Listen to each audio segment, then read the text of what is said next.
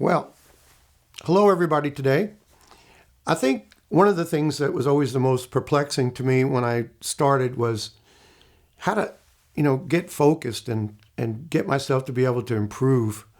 Because I spent most of my time alone, like we do, because we're only with a teacher maybe an hour a week. So what happens the other 20 hours or so if you're practicing on a regular basis? Well, that has to be just as productive as the time with your teacher. So I tried to distill what I was doing before you even reach the mouthpiece. So the breathing part and the expulsion or the delivery of the air has to be really simple, and there has to be something normal about it. Otherwise, everything you do with the other elements is moot point. So the first thing I do is I play the lead pipe, especially on days when I don't feel particularly good. So I would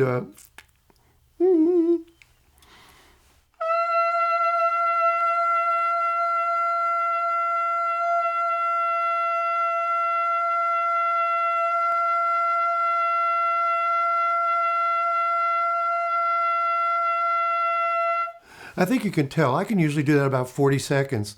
I used to be able to do it 50. But as you get older, your capacity, and I do breathing things with one of those things with a ping pong ball in it, and that helps me to at least keep a decent thing. But you could see that there was a real focus to that. It wasn't just anything like that. See, it's not going to really be productive because the machine is not getting any fuel. But it's not just the amount of air, it's the excitement to the air, the air compression, if you want to call it. A lot of people don't like that word, but what I call it is freely blown compression, because it feels easy to get into the trumpet, but yet at the same time it's vital. It's like a 400 horsepower motor idling. There's 400 horsepower there. It's not something that has 50 horsepower and it's working hard just to keep that going. So I'm always trying to get what happens before the trumpet, before any notes change or anything. That has to be. As Al Vizzuti said, and he was amazed when I ran up on stage and said, "Al, that's the greatest thing I heard anybody ever say." He said, "You said," he goes, "What?" I said, "You said everything you do is one complete blow of the trumpet." And that's the most amazing, that's what I've always wanted to say, and I just didn't know how to say it. And he goes, "Really?" He never thought about it because he'd worked so hard and so simply, and he's, of course, a very brilliant person, So I said, and then I added something to that later, about a year later. That wasn't really enough to describe it. I said, everything you do is one complete blow of the trumpet with support being inversely proportional to how much air you have left. So basically, you're almost always crescendoing through your breath. So therefore, when you tongue, the same action will become useful. It won't stutter. You'll be able to double tongue up to high Fs and high Gs. I know that sounds crazy, but because when the air is that vital, the motion in your tongue and, of course, the motion inside your mouth becomes minimal, and that complete blow is sustained. And when that's sustained, all technique, it becomes much less of a hassle for you and much less work. And when endurance has really nothing to do with strength, because as a young player, I always had what everybody thought was strength, but I really realized that my weaknesses, I couldn't play a 2-octave C scale without stopping, because I didn't need to most of the time, It was just because I was just, simple thinking or not thinking at all. So if you can relate everything you do to that one blow of the trumpet, if that disappears, everything else, every other element is disrupted.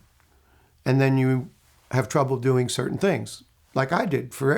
If I saw a low soft note, there wasn't any hope. I couldn't do it. I would go. The trumpet doesn't work like that, you know? So, but of course I didn't think of that. That was too simple, you know? So basically, as long as you're doing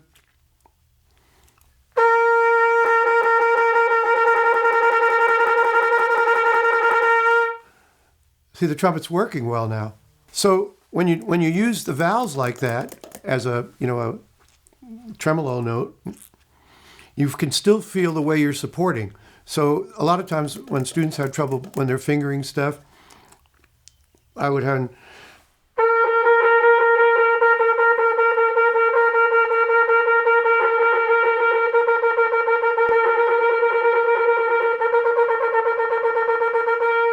that still needs a little work today, see? So that's a good starting place for me. And the more I can keep that air, one complete blow of the trumpet, and supporting more, even when you're playing the same note, the same volume, you always have less air. So you have to make sure that the body is fooled into thinking that there's an inexhaustible supply behind there that comes the same way. So anyway, so that's the beginning of the day for me. Now, this is not meant to change the way you warm up what your teacher says. Listen to your teacher. They have more experience with this and you than I do. So basically, this is just a way to simplify the way the air reaches the trumpet. And then all the other exercises you do to put the other pieces in place for the day I'm sure they're valuable. Some people play, you ever notice some people warm up very softly and they can play fortissimo wonderfully. Some people warm up, Lou Soloff used to warm up super loud and he could play the most beautiful pianissimos. And I said, well, how can it be that, well, what happened before the trumpet was the same. So we're talking about something that has to be present no matter what warm-up you do. So now, in saying that, what is the difference? There's only 3 things you can do to make sounds. You can play softer and louder. What else? Oh, I heard you. Slower and faster. And what? What's the one everybody wants? Higher and lower. Mostly higher, but we take the lows too. Okay? So basically, if we can warm up the air first and get that in its proper position, we can avoid a variable that will destroy your equation, so to speak. So we get that working. Then you can start working on whatever exercises are particular to the warm-up you do. They all work, if this is correct to start. So, what is the difference between louder and softer? Okay, let's figure this out. What note can you hold longer? Soft note. We know that. So it has to be the amount of air that you expel on the particular note. And so a louder note, our aperture gets bigger because we want the air to go the same compression, catch the same harmonics in whatever tube you're playing, and then it goes up, the vibrations move it up to the next partial. So that's why people say don't press any harder, and I think that's right. But there's if you watch, does anybody play clarinet here? Good. We can talk about them. If a clarinet player sets up their equipment, you ever watch them? They're amazing. They sit there and for a while they stare at the mouthpiece. It has a facing, has a reed, and it has a ligature. Okay? So let's try to match those things up on a trumpet. Okay? So what's the reed? Well, it's the part that they put on there that it's made out of wood. It has a tensile strength. Tensile strength is the ability of something to bend before it breaks. Okay? So a reed has, because it's wood, it can bend, and of course you've seen them cracked and broken and stuff, so you know that it can't break. So the tensile strength has to be the same.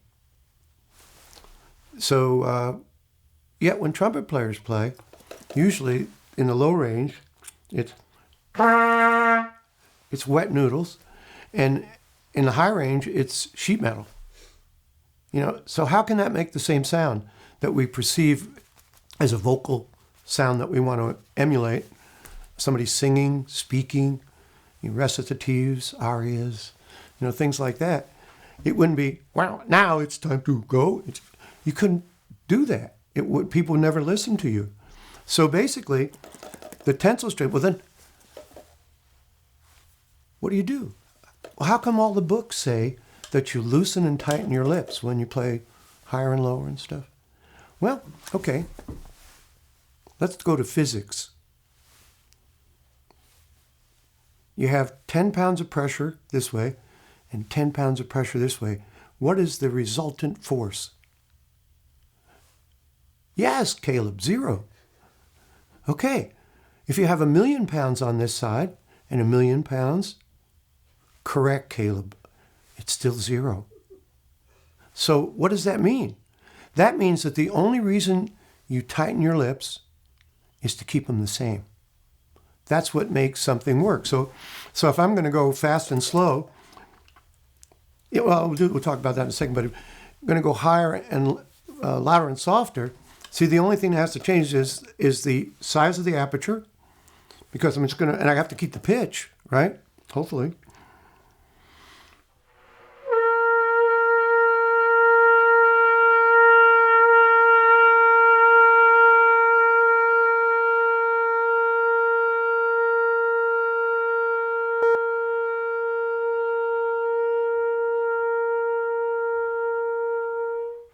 That's about all I can do so far today. Played about 5 minutes. But could you see that after a while it started to have a little glow to it? It had a little glow. And at the end, actually, I was getting better. And I also wanted to test how far I could go. And I start always with the breath attack when I do these warm-up type things, so that I know that the aperture is not too big to make a sound. And that's like, you notice that the opening, they call it, I think it's called delay on the clarinet. That opening is the response time for them that they want to feel. And that's this same thing. How close is the reed, together so that it vibrates like an oboe reed? We play more like an oboe player. That's why they have almost the same amount of compression. The trumpet and the oboe are the two most compressed sounds in the orchestra. So the trumpet works a lot like the oboe reed, but I use clarinet because they have a ligature and stuff, and that's important. So we're going. So that's fine. Then the next part is my favorite part that I try to avoid watching. It's when the clarinet player finally looks at the facing here and they reach down to the cloudy water that has all that stuff in it. Then what do? It's horrible, but effective. They put the reed on the facing, and they hold it there for a second and study. That's good. So basically, now we've put the reed on this facing. What is the facing on a trumpet? Now, some people, it's a 50-50 chance you got. There's only 2 things left, right? So let's see if we can get it right. No, Caleb. The facing is not what? The rim. No. What's left? Your teeth. That's the thing that stays in the same place all the time, and it has to be a surface with which the reed can deal with, and you make that tensile strength of your lip correct for the particular instrument you're playing. And so therefore, now, what's left? The ligature. Then they take the ligature and they place it on there and they go.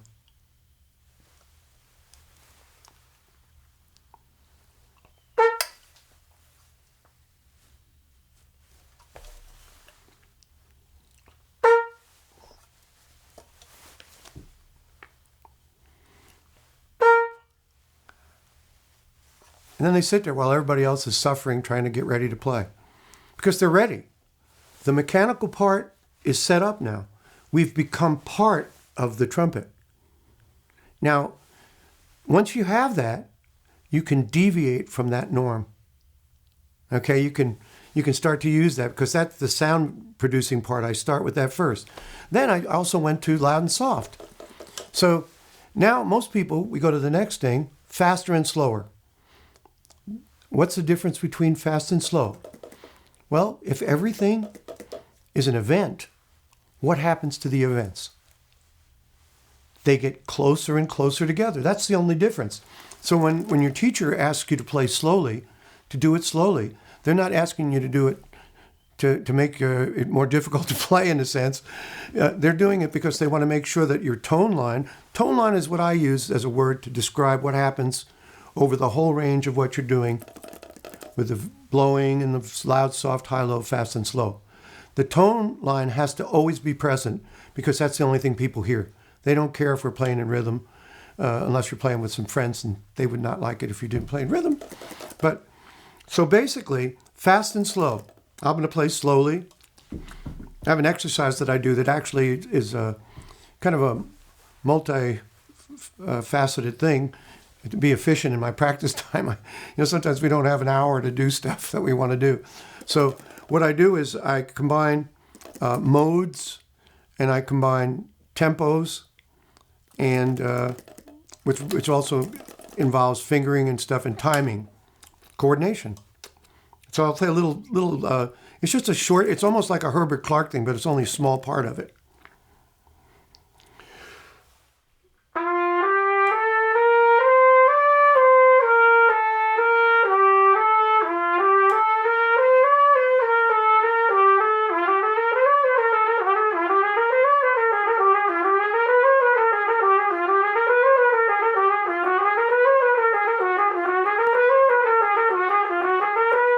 Okay, that wasn't too bad, except that you notice my third finger one, I don't use the third finger as much, so that one needs more work.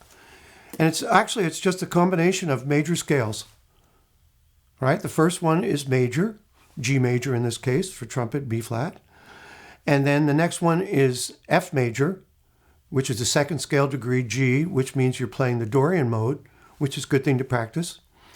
And then the next one is you flat the top note and it becomes a diminished scale. Da da da da da dee da da da dee da da da. Okay? And then the last one, you change the second scale degree and it becomes the Locrian mode, which actually leads you to what key then? A flat. Now you can do the A flat one if you want. You see what I mean?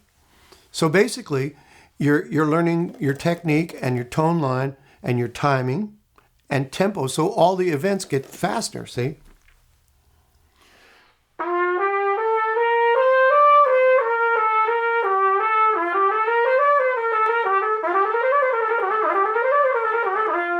And it's pretty much in tempo, and I stop blowing. See, I'm evaluating what I'm doing as I go. So I'm listening to the sound, and it's also telling me things that I haven't done correctly. So that's faster and slower. So if you're evaluating yourself, you want to play simple things. You don't want to be testing your length of time that you can play a Clark study or something like that. You're just wasting valuable endurance time until you get all of these things in order. Then you're going to get tremendous benefit out of doing the longer exercises because you concentrate longer and you learn like 3 keys instead of just 1 key or so, and different, you're playing different keys in the modes, but you're also, playing different scales, so it becomes easier that way in that case. So now we have fast and slow, right? Loud and soft, high and low. Oh boy, this is the danger zone, right? So basically, what's the difference between higher and lower? I kind of mentioned that. There's a relationship between higher and lower and louder and softer. Now, if I support more for the high range, okay, and that's all I do, this is what you get. It isn't pretty.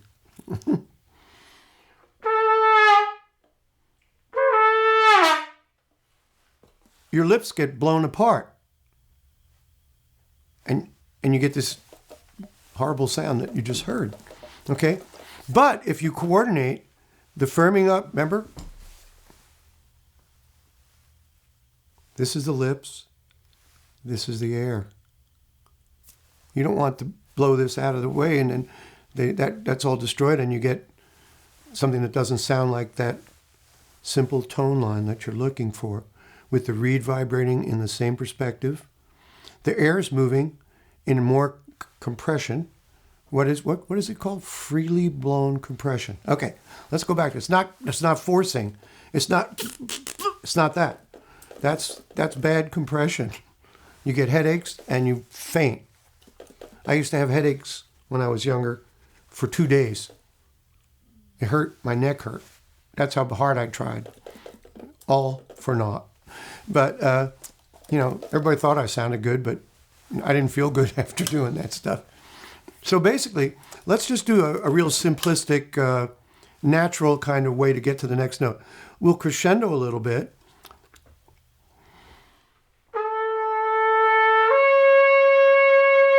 So in other words, I'm getting the air worked first so that it's getting louder, but I don't allow this to get bigger.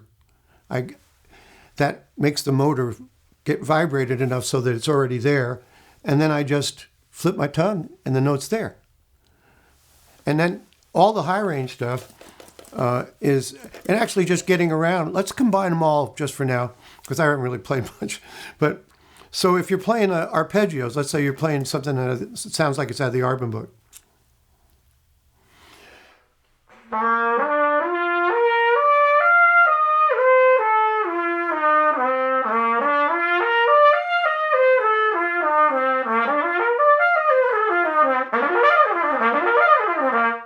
See, so that basically there's no difference between fast and slow. Slow is the same as fast, except what?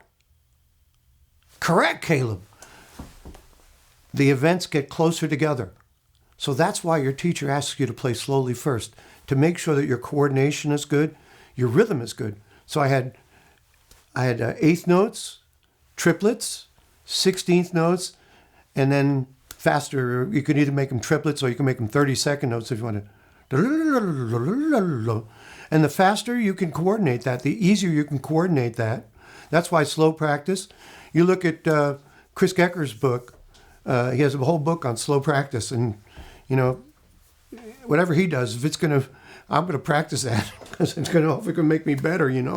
So basically, you're combining those elements, and if you want to do like every book is great. I believe, though, that the books that are the best for range development are comprehensive ups and downs.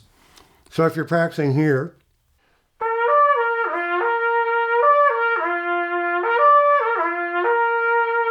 so you're making sure that you're moving the air the same way. And, of course, I wasn't supporting the same. I was supporting more. So each low note and each high note and then the next low note, each one of those has successively more support that you've developed by the exercise that we started with. So you can't go away from those things, okay? So basically, then when I'm playing, see, if I'm playing something, I'm just going to play something for you because remember that you're always in the flexible position. Because if I was doing it,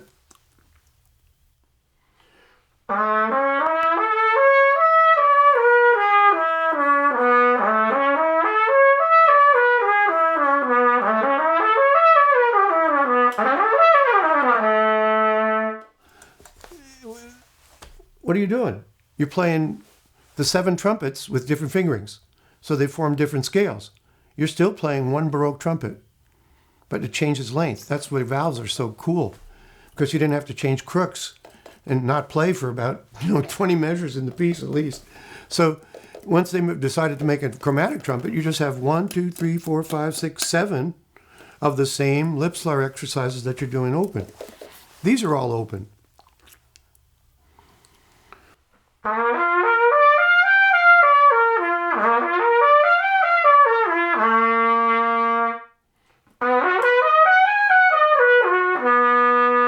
That's a B natural trumpet. So you play it, it's a lip slur too. Only you're moving vowels to create the lip slur. You see, to create it on the chromatic other trumpet that you see. So basically, there really is no difference from the beginning blow. It's just always making sure that what's before the trumpet, okay, is going to be able to enable you. It enables you to move through these other three pairs of things. And then when you're playing, you're not thinking about any of those because all of the physical part has disappeared because it's a habit that develops every second you're playing.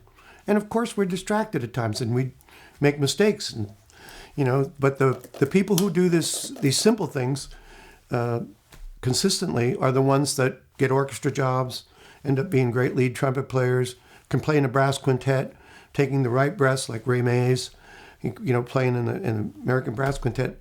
He would play these impossible programs, but then when you watch him and listen, you see that he's very consistent in how he does every phrase. He's using the same mechanical method. Trumpet is not a musical instrument. It's a mechanical device. It needs information that creates the same resultant. Okay? This is a musical instrument. You have to use that if you're not distracted by this. So practicing trumpet is very important. That's why warming up is important. Is warming up essential? No, unless you've only been playing a week or two. But it is something that I insist on doing myself because it reminds me of all the good habits that I need to use every day. So I hope this helps some, and I'll play a little something for you that hopefully exhibits some of these things.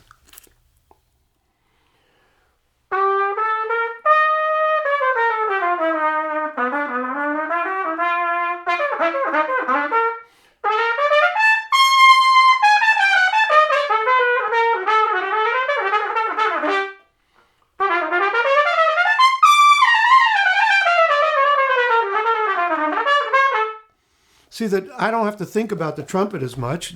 Sometimes in improvising, well, you might not hit exactly the right note you're trying to, but you're still in the right position to play.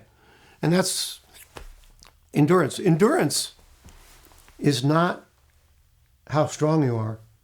It's what it costs to move from note to note. So everything that you're doing, if you're always constantly putting that as one of the main other things that you think about, what did it cost me to play that difficult passage? That was too costly. I'm going to have to find an easier way to do that. So the warm-up is the thing that brings all the things together, starting with the way you blow, the tone line that you produce when you play every different type of thing that your teacher asks you to do, and also that helps you to bring together the three pairs of things that are essential to make any music. Thanks very much.